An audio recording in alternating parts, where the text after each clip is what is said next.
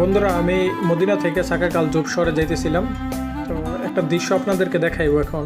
তো দেখেন, চারিদিকে কোনো ঘরবাড়ি নাই, একদম দোসর মরুভূমি, কোনো ঘরবাড়ি নাই। রাস্তাটা মাঝে মাঝে একটা দুইটা গাড়ি 5 মিনিট 10 মিনিট পর পর।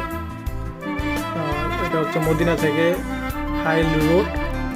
সো দেখেন, ঘরবাড়ি না থাকলেও ওই যে দূরে একটা মসজিদ দেখা যাইতেছে। সৌদি আরবে ভালো বিষয় হচ্ছে ঘরবাড়ি না থাকলেও মসজিদ একটু পরপর থাকে আর কি। তো যে বিষয়টি আমি দেখলাম, ওই দূরে আপনারা হয়তো ক্যামেরাতে আসতেছে না, আমি একটু সামনে চলে আসলাম, গাড়িটা অনেক স্পিড আসলো।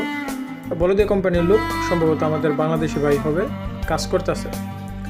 সো বলদিয়া কোম্পানির এটা হচ্ছে সবচেয়ে বড় অসুবিধা, যদি মরুভূমিতে পড়ে সকালবেলায় নামাই দেওয়া যায়, আবার সন্ধ্যার সময় এসে নেওয়া যায়। আশেপাশে কোনো ঘরবাড়ি নেই, দেখেন একদম খালি একা একা।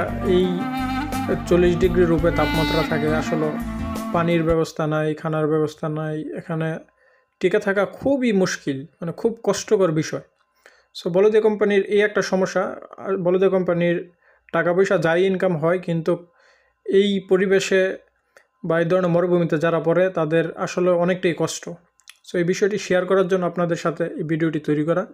অনেকটাই দূরে, আমি আসলে সময় পাইলে যাইলাম হইলে ওনার সাথে কথা বলতে, কিন্তু সৌদি আরবের যে রুট, আমি যেহেতু চলে আসছি আর ব্যাক করার সুযোগ নেই। ইউটার্ন হচ্ছে অনেক দূরে, এক পেশাদা আইয়ে এক পেশাদা যায়।